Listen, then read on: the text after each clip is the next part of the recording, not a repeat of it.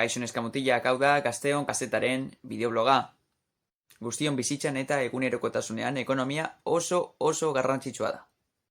Horregatik, ekonomiarekin lotutako kontzeptu oinarrizkoak ezagutu behar ditugu. Eta gaur hitz egingo dugu inflazioari buruz. Zer da inflazioa? Zergatik eragiten digu eta zergatik da garrantzitsua ezagutzea. Inflazioa zerbitzuen eta ondasunen prezioen aldaera da. Oso sinplea da.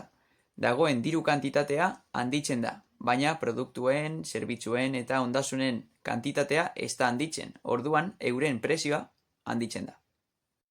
Diru gehiago ekoizten denez, diru horren prezioa gero eta txikiagoa, gero eta basuagoa da. Adibide bat ipiniko dugu. Duela 10 urte kilo bat patata, adibidez, kostatzen zuen €1, bere prezioa €1 zen. Eta 10 urte pasa ondoren, bere prezioa da €2. Bere prezioa bikoiztu da, zergatik? Diru kantitatea bikoiztu egin delako eta patata kantitatea ez delako handitu. Hau da, diruak gero eta gutxiago balio du. Baina inflazioa ez da beti txarra. Ekonomia osasuntsu baten adierazlea izan daiteke. Baina beti neurrian. Gehiegizko inflazioa egoten bada, hiperinflazioa izango dugu. Hau da, prezioen gehiegizko igoera. Aldiz, diruaren balioa gero eta handiagoa izaten denean, hori da deflazioa. Inflazioa hainbat faktorerengatik izan daiteke.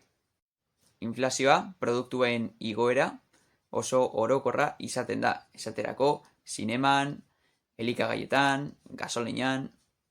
Eta zuk ezagutzen zenuen inflazioaren kontzeptua?